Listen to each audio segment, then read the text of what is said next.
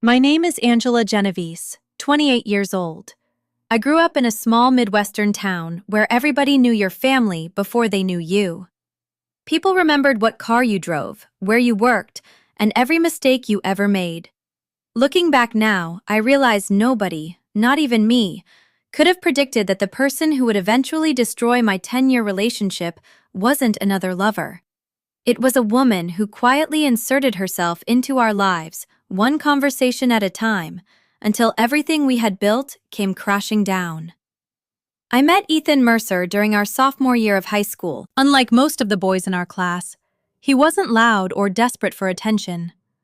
He was quiet, thoughtful, and carried a notebook everywhere he went because he dreamed of one day becoming an editor and eventually an author.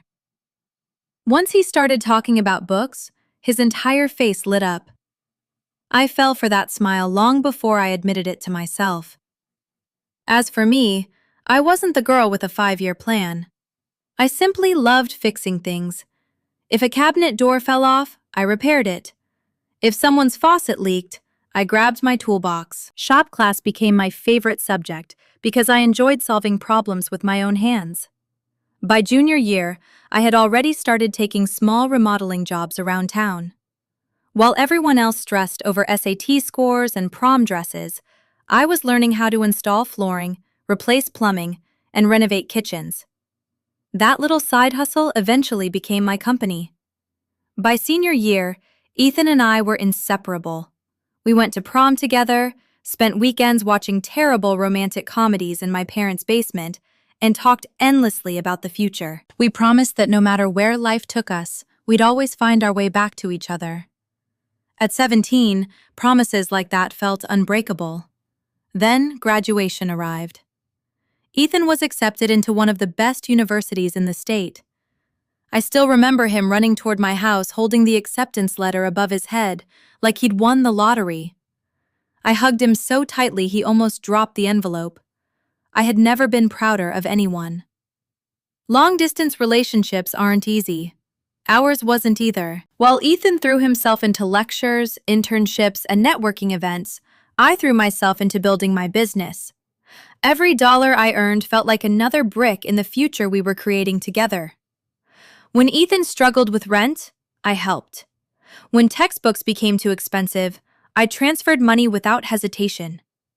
During finals week, I packed care boxes filled with snacks, coffee, handwritten notes, and sometimes drove 4 hours just to spend a weekend with him before returning home Sunday night so I could be at work Monday morning. None of it ever felt like a burden. I loved him. Supporting his dreams felt like supporting our dreams. There were moments when I noticed I seemed to be carrying more of the relationship than he was. Sometimes he'd forget to call because he was busy studying. Sometimes my messages sat unanswered for hours while he attended networking events. Whenever I visited, though, those doubts disappeared. We'd walk across campus talking about everything from books to future vacations, and for a little while, it felt like nothing had changed. After graduation, Ethan landed a position at a respected publishing company. It wasn't his dream job yet, but it was the beginning of the career he'd always wanted. Meanwhile, my remodeling company had grown far beyond anything I'd imagined. I hired employees, expanded into commercial renovations, and started thinking about opening a second office. The work was exhausting, but I loved every minute of it. Ethan used to tease me, "You know you're basically the CEO of drywall and plumbing." I'd laugh and reply, "Someone has to keep your fancy office from falling apart." Back then, those jokes made us laugh together. I wish they'd stayed that way. For a while, life felt balanced. If Ethan had a deadline at work, I'd bring his favorite sushi to the office so he wouldn't skip lunch. If I finished a difficult renovation, he'd surprise me with dinner and a bottle of wine. We took weekend trips whenever our schedules lined up, spent lazy Sundays watching television, and talked about buying a house once both of our careers became more stable. I honestly believed we'd already survived the hardest part. I couldn't have been more wrong. Everything changed the year Olivia Bennett joined Ethan's department. At first, she sounded harmless. Ethan mentioned her occasionally. Olivia says she's jealous that you support my career. Olivia thinks it's sweet that you drive lunch over when I'm too busy to leave. I smiled every time he mentioned her. She sounded friendly, normal. I never imagined those innocent conversations were only the beginning. The first warning sign came during one of Ethan's lunch breaks. He called me that evening sounding unusually thoughtful. So, Olivia asked something kind of weird today. What? She wondered if you ever make me feel guilty because you earn more money than I do. I actually laughed. Seriously? Yeah. What did you tell her? I said no. That should have been the end of it. Instead, it became the beginning. A few days later, Ethan insisted on paying for coffee. The next weekend, he argued about paying for gas. Then he started refusing whenever I offered to cover dinner. None of those things bothered me by themselves. What bothered me was that they had never bothered him before.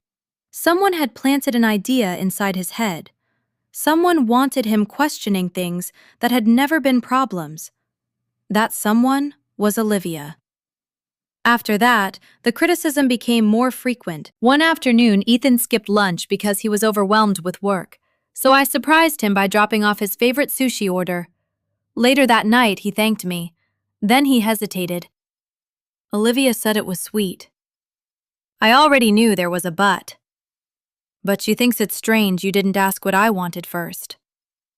I stared at him. It was literally your usual order. I know. So what's the problem? I don't know. Except he did know. Or rather, Olivia wanted him to think there was one. The comments kept coming. When I reserved a restaurant Ethan had wanted to try for months, Olivia apparently suggested I should have let him choose. When I spent an entire weekend helping him move into a new apartment, carrying furniture, assembling shelves, fixing broken outlets, Olivia criticized me for not hiring professional movers instead. Every thoughtful thing I did somehow became controlling, old-fashioned, or embarrassing once it passed through Olivia's mouth. Then she targeted my career. One evening, I was underneath Ethan's kitchen sink fixing a clogged drain when he casually mentioned another conversation they'd had at work. Olivia asked what your company actually does. And? When I explained it, she smiled and said, "That's cute." Cute. I slowly crawled out from under the sink and looked at him. Cute? She didn't mean anything by it. No? She just thinks… What? She thinks someone with your ambition could probably do something more polished. More polished. I owned a successful business. I employed people. I paid taxes. I built homes with my own hands. Yet somehow, because I didn't sit behind a desk wearing expensive heels, my career was considered less respectable. The part that hurt wasn't Olivia's opinion. It was that Ethan hadn't defended me. Instead, he tried explaining her away. She's just blunt. That became his favorite sentence. She's just blunt. She's just honest. She's just trying to help. Little by little, Ethan began asking questions that didn't sound like him anymore. Have you ever thought about getting an MBA? Wouldn't it be easier if your business didn't require emergency calls? Do you ever want something bigger?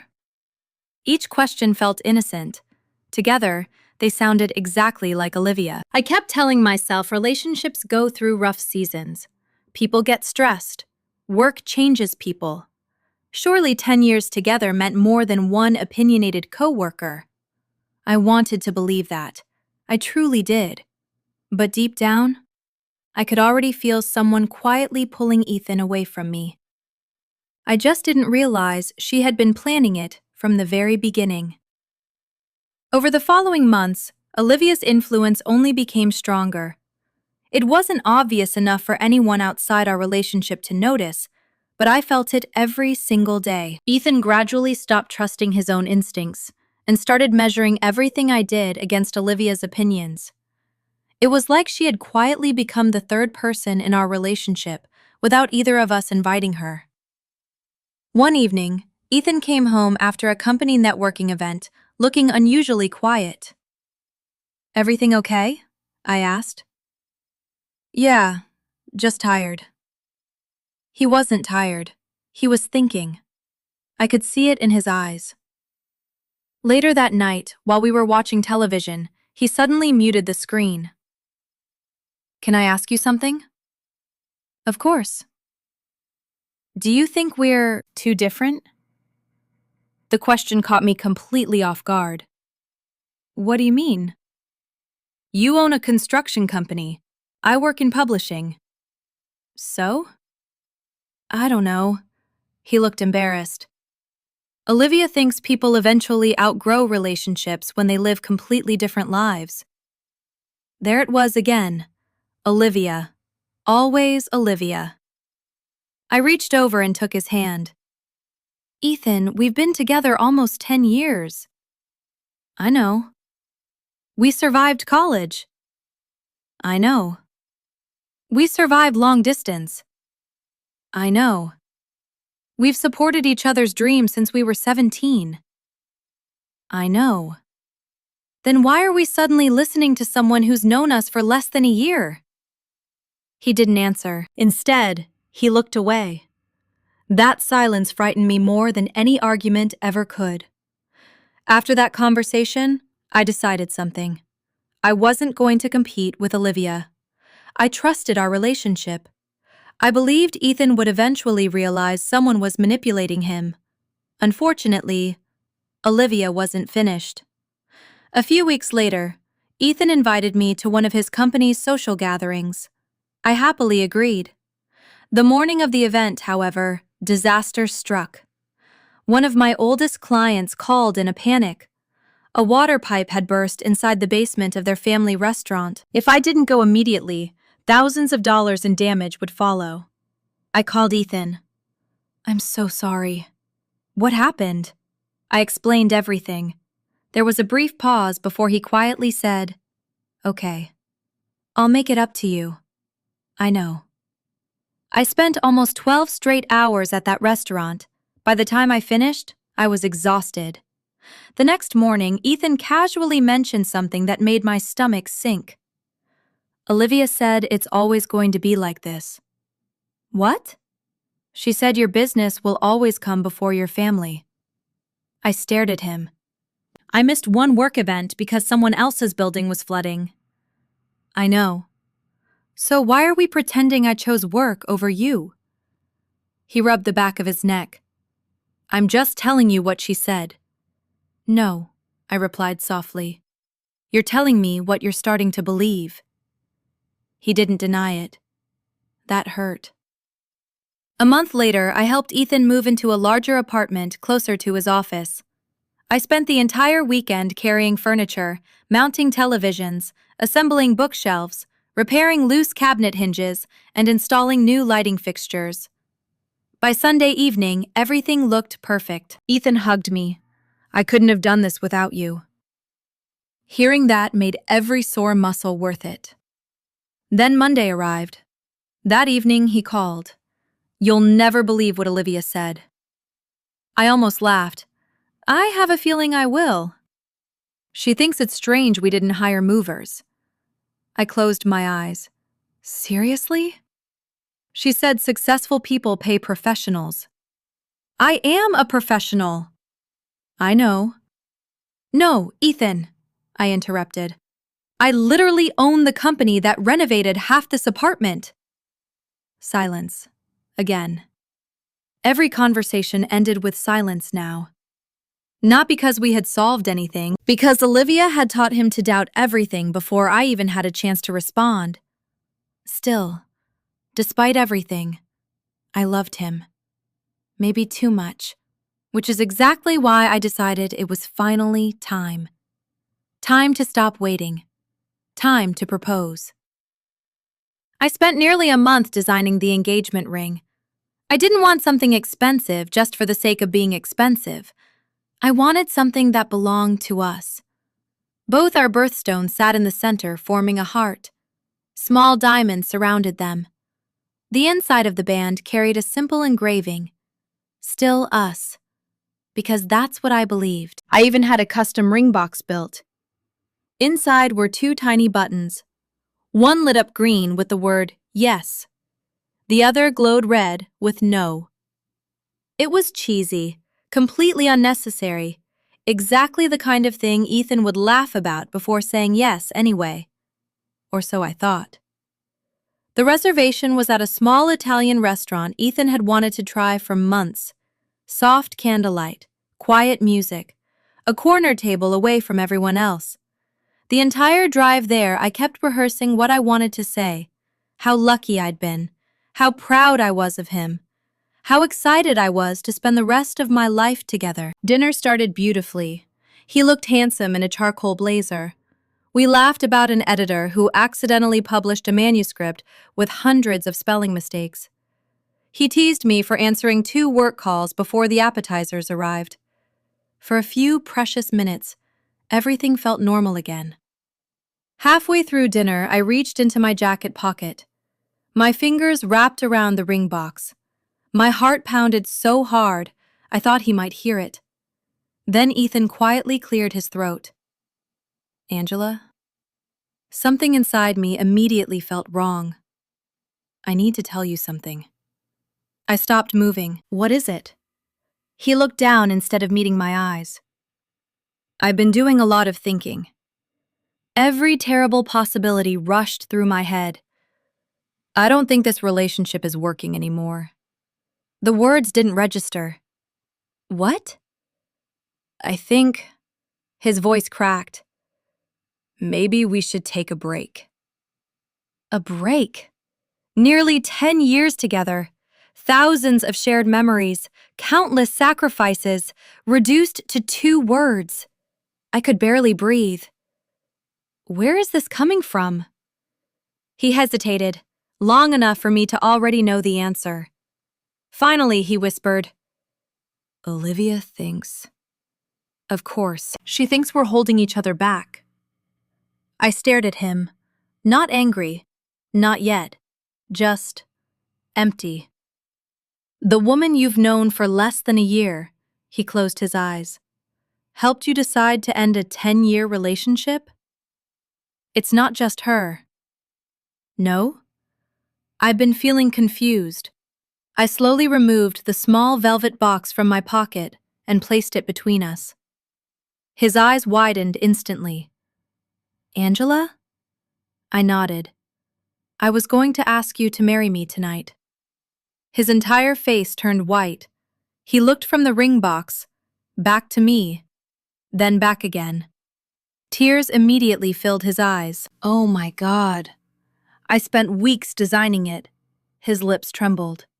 "I made sure it had both our birthstones." "Angela." There was even space to add stones someday. He started crying, real tears, the kind that come too late. I gently picked up the box before he could touch it. "You know what's funny?" He couldn't answer. "I thought tonight would be the happiest night of our lives." I stood slowly. "Instead, you showed me exactly why it shouldn't happen." People nearby had started noticing us. Neither of us cared. "I spent years believing in you." My voice stayed calm. "I paid your rent when you couldn't." "I know." "I drove 4 hours just to spend weekends together." "I know." "I celebrated every success you ever had." "I'm sorry." "And all it took to erase 10 years?" I looked him directly in the eyes.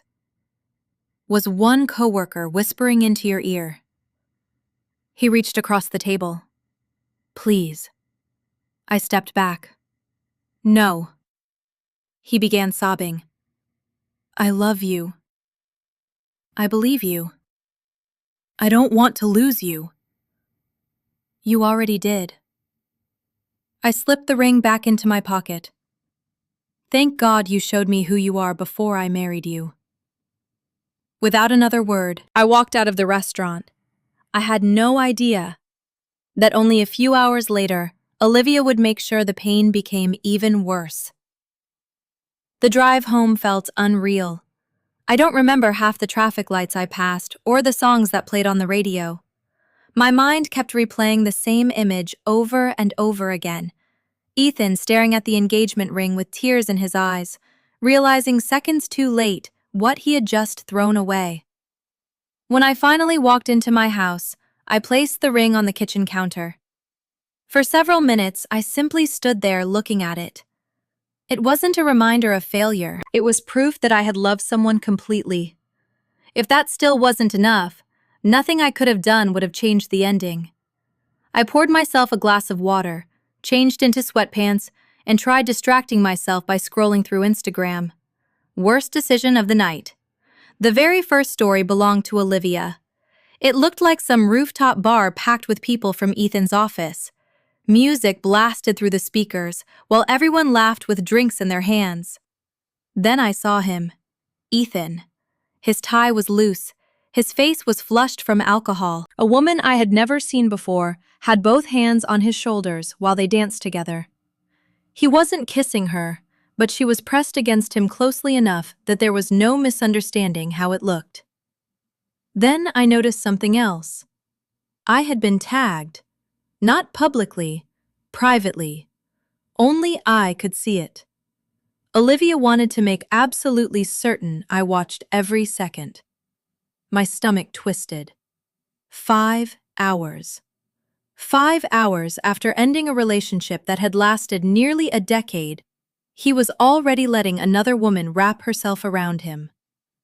For a brief moment, I couldn't breathe. Then something strange happened. The sadness disappeared. It wasn't replaced by anger, it was replaced by clarity. If someone could move on that quickly, then maybe I hadn't lost what I thought I had. I closed Instagram without responding. About 20 minutes later, my phone rang.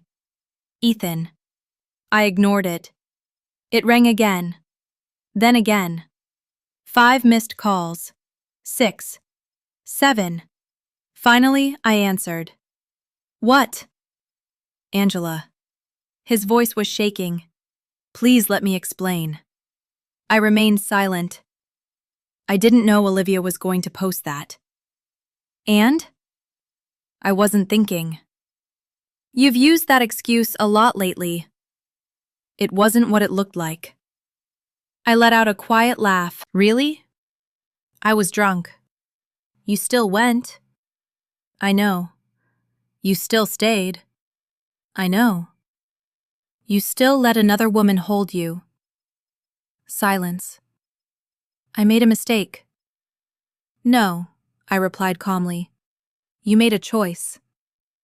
He started crying.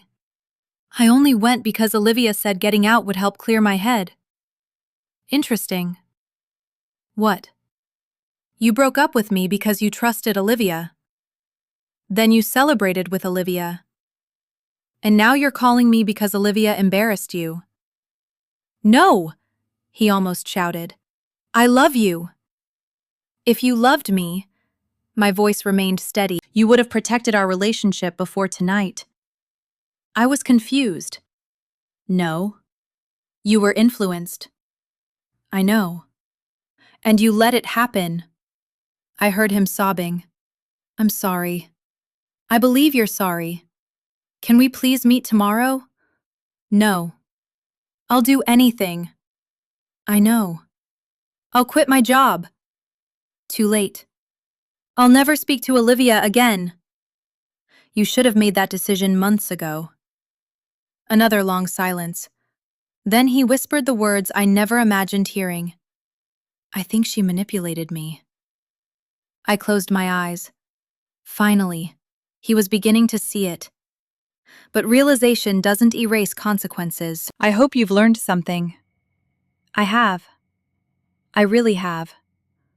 I hope you remember it. Before he could say anything else, I ended the call. 5 minutes later, I blocked his number. I thought that was the end. It wasn't. The next morning, my phone exploded with messages from mutual friends. Angela, Ethan is losing it. He hasn't slept. He's blaming himself. Apparently, he had no idea Olivia tagged you. One friend finally told me what happened after I left the restaurant. According to several coworkers, Ethan hadn't wanted to go out at all. Olivia insisted. She kept saying he needed to celebrate his freedom. She introduced him to everyone, bought him drinks, encouraged strangers to flirt with him. And when he was drunk enough to stop paying attention, she filmed everything. Suddenly, every strange interaction from the past year made perfect sense. Every criticism, every little seed of doubt, every comment about my business, every conversation questioning our future. Olivia hadn't been trying to help Ethan. She had been isolating him, breaking his confidence in us piece by piece until she became the only voice he trusted. By afternoon, Ethan somehow found another phone to call me. Against my better judgment, I answered. "I know you blocked me." "Yes." "I deserved it." "Yes." "I just need you to hear one thing." I didn't respond. "I found out Olivia has been lying." My heart skipped. "What do you mean?" I confronted one of my coworkers. He took a shaky breath. "Apparently, Olivia has been telling everyone for months that we'd never last." I stayed quiet. "She kept saying once we broke up," his voice cracked again, "she'd finally have a chance." Everything inside me went still. "So she wasn't trying to save you?" "No. She was trying to replace me." "Yes." Neither of us spoke, because there was nothing left to say. The damage had already been done. The trust was already gone. No amount of regret could rebuild 10 years destroyed by insecurity and manipulation. As I ended the call for the final time, I realized something that hurt almost as much as losing Ethan. Olivia hadn't actually destroyed our relationship by herself. She had simply found the tiny cracks that already existed and convinced the man I loved to widen them until everything collapsed. What I didn't know was that this wasn't the end of Olivia Bennett. Because only 2 weeks later, she would walk into my hospital room pretending to be my greatest supporter. And that's when I finally understood what she had wanted from the very beginning.